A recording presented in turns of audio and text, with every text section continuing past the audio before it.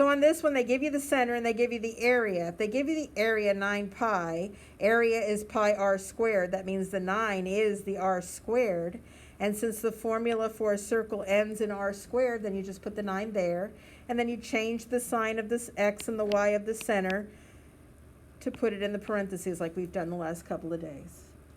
Just remember you change the sign, okay? Now number 7. Oh, wait.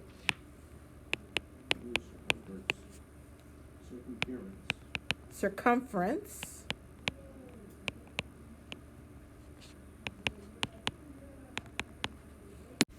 So the formula is going to be x minus 10 squared plus y squared, because this is a 0, so we're just subtracting 0, right?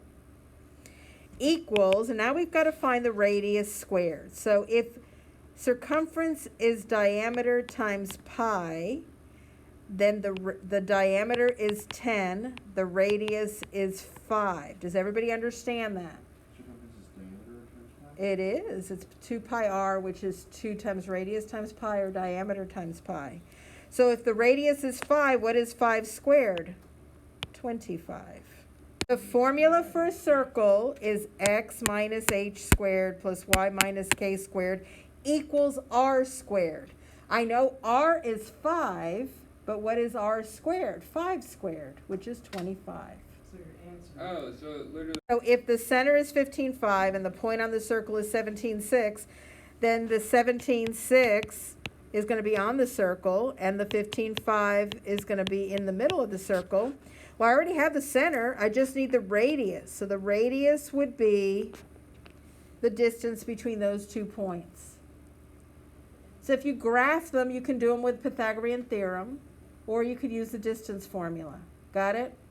So you have distance equals x1, y1, no it's not, x1 minus x2 squared plus y1 minus y2 squared, all under the square root, okay? And that's the distance formula? That's the distance formula. We did that on the first day of this chapter. Yeah.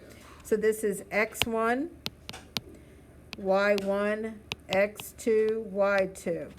So it's going to be 15 minus 17 squared plus 5 minus 6 squared. And that's going to be 4 plus 1. So it's the square root of 5. So the distance is the square root of 5. Leave it under the hood. Do not give it a decimal. And I'll tell you why in a minute.